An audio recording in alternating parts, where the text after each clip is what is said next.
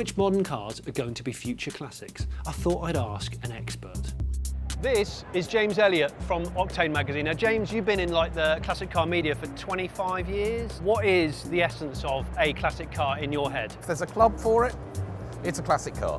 In financial terms, it's anything that's reached the bottom of its depreciation curve and is starting to go up. And the secret is to catch them at rock bottom.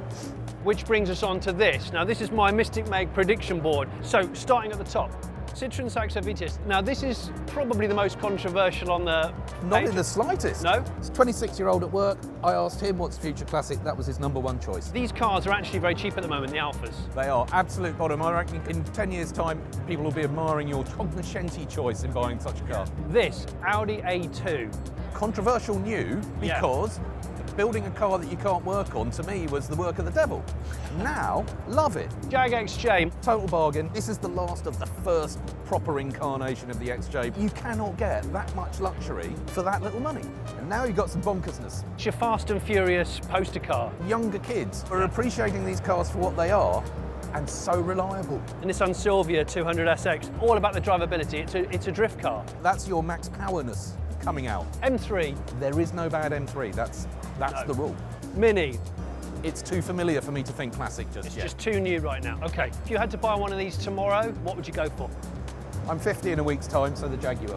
But my heart says V6 Sportwagon. What would you have? I'm going here. Yep. Look, we could wax lyrical about this for hours. Here, actually, Fiona has gone out and asked the big wide public here in the room Yeah. what they thought of these particular cars. And these are the votes results. So what actually has the most ticks? The most ticks is going to be either the Jaguar or the Alpha. We're sort of top mid to top right. Yeah. Weakest, strongest. See, that's me, Yeah. and that was you. Yeah, so basically you're strong and I'm weak. Oh well. The question is, who decides what constitutes a car as a classic? Is it a classic car? This is the guy that owns it, Niall. Jonny, nice to meet you, man. What is this, 1980? 1982, Vauxhall. Viceroy. There's only 4 of these on the road in the whole of the UK. Four. So inside will be really familiar to me, because we used to go on holiday in it.